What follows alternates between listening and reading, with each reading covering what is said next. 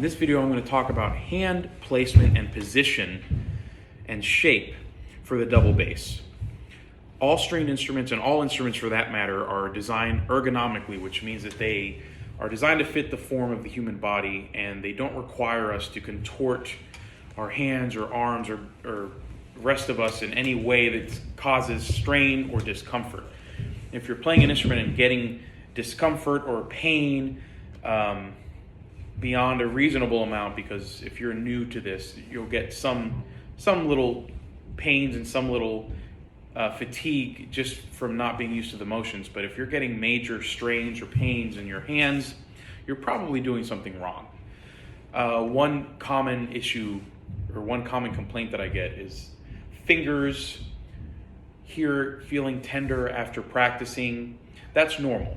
If you're playing the bass even correctly, or guitar or anything else, you're going to get some tenderness in the tips of the fingers just because they're not used to pushing down strings, and that goes for any string instrument.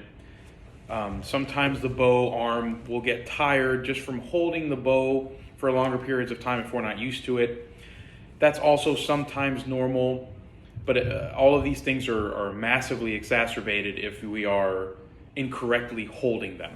So let's start with left hand position. Some of these things that I'm going to tell you are true for both hands, and this is one of them.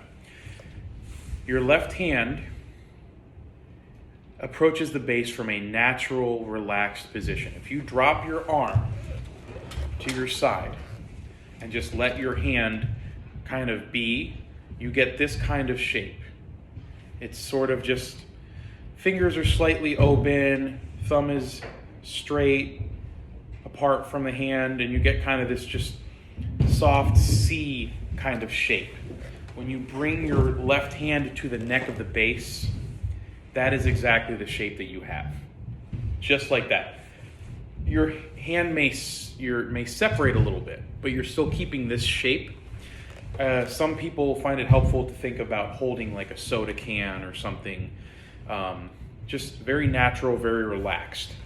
So I'll move the bass this way so you can kind of see. Bring my arm up, nice and relaxed, and I bring it gently to the instrument. There is basically a straight line from the back of my wrist through to my elbow. And I bring it right to the instrument, and that allows me, I have this sort of pressure, this sort of motion to push the strings down that I need to push down.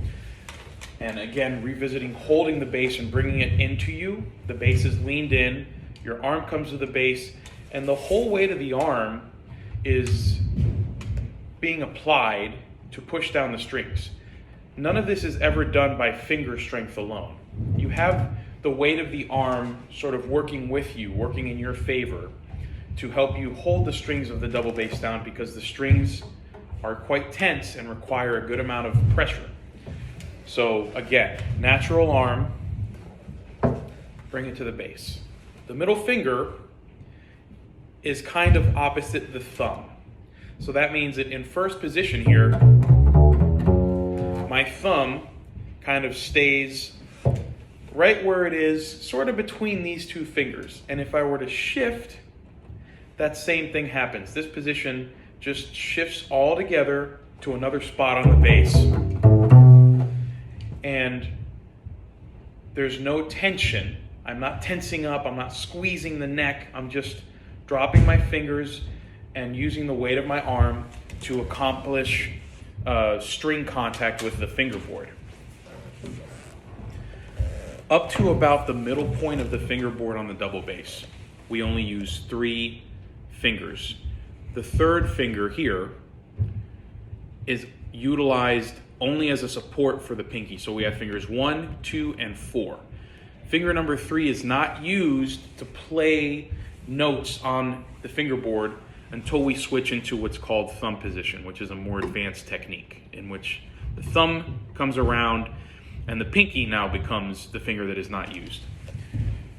So if I'm in first position, if you have tapes on your instrument, you have the first 2 tapes that marks first position. My first finger is on the first tape. My middle finger is right in between the two tapes, and my pinky is on the last tape. But if you notice, my ring finger came down with my pinky.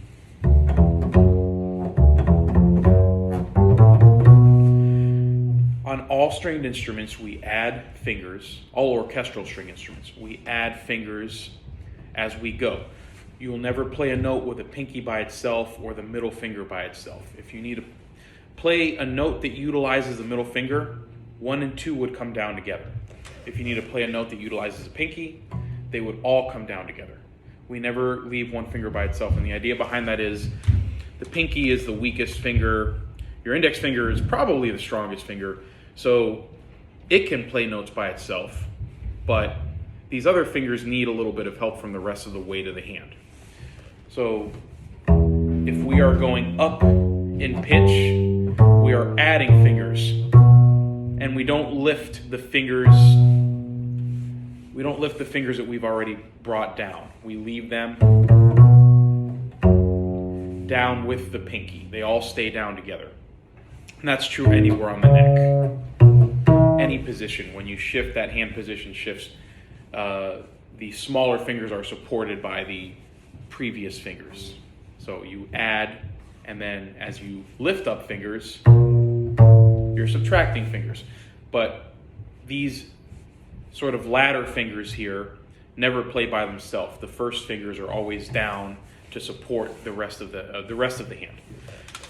So with the bow, there are a lot of similarities to the left hand. Again, I'll drop my hand and have this sort of relaxed, natural hand position, and I just bring it to the bow. That's basically it. A good way to practice, I like to practice in the middle of the bow just to get an idea of where each finger goes. Similar to the left hand, the middle finger and thumb are adjacent, and on the stick of the bow, they pinch the bow. So they're the ones that are really holding the bow. Your first finger comes down at a natural spacing from the middle finger. Your third finger comes down behind it, and then your pinky just gently wraps. And what you have is this kind of shape that's kind of an alteration on the natural floppy hand position. We just kind of spread our fingers a little bit and bring our thumb inward. That position is held right here. Let's talk about the parts of the bow a second. So this is the tip of the bow. This is the stick. This part is called the frog. If you look underneath, you'll see there's a space between this leather wrapping and the frog. That is where your thumb and your middle finger go, right up against the frog there. Your first finger kind of comes down on the leather wrap, and your pinky and third finger kind of wrap around the frog a little bit. And this is a good bow hold, at least a good beginning for a bow hold. There are different variations, and everybody's hand shape is different, so there's slight variation that can happen with the bow hold, and bows are also slightly different. But this is a French bow hold. The other kind of bow is called a German bow, and you hold it underhand, and it's a different looking bow, and the frog is different. But with a French-based bow, you hold it like this, quite similar to a violin, viola, or cello bow. It's very similar. A couple of pitfalls, a couple of things that people do with their left and right hand that will cause problems. Since I'm holding the bow, some people will bring their thumb all the way in and will kind of collapse the thumb into the palm, and this creates tension right here. If you bring your thumb in, you'll feel this muscle get really tense. If you play for a good amount of time with that tension, you will have pain in your hand.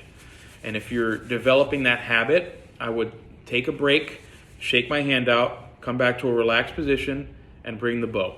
If you could grab the bow from my hand right now, you'd see how easy it is. I'm not squeezing at all. The bow is just resting in my hand, almost how you hold a Frisbee. It's not a squeeze. It's very light and easy. My fingers are not collapsed. Another thing I see people do is put their fingers all together, and they have this kind of sock puppet hold.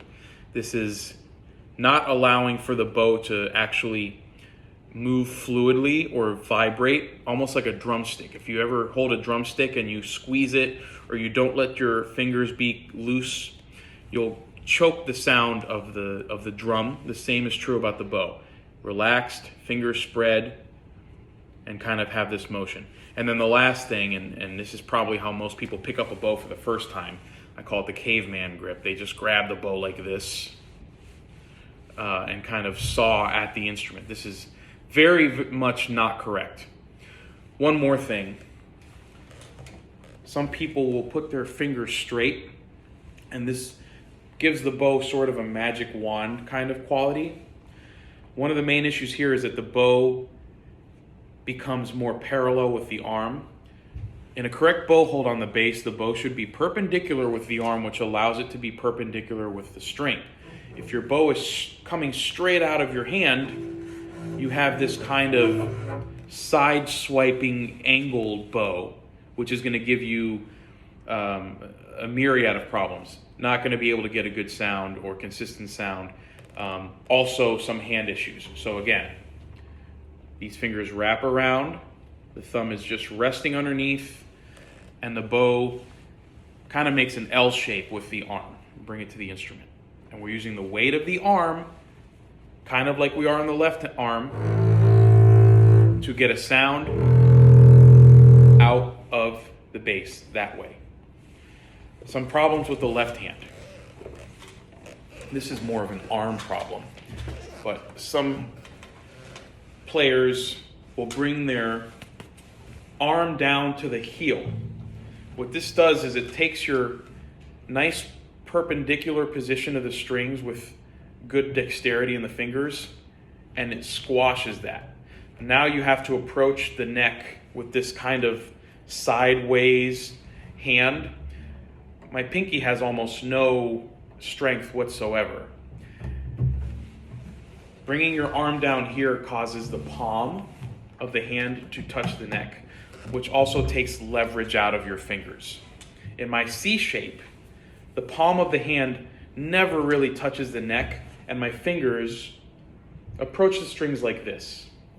This angle, this curve in the finger gives it strength and leverage against the string, whereas if I have a flat finger, because my palm is collapsed, I have much less strength in each finger. So it becomes much more difficult for me to hold the strings down. So this may feel comfortable at first because your arm can relax against the bass, but a little bit of playing like this will cause major pain, major issues, and in the long run with professional players, tendinitis, carpal tunnel syndrome, all kinds of issues in the left hand and the arm that you just do not want. So having good, relaxed playing habits, the arm is kind of coming out, the shoulder just kind of slopes down.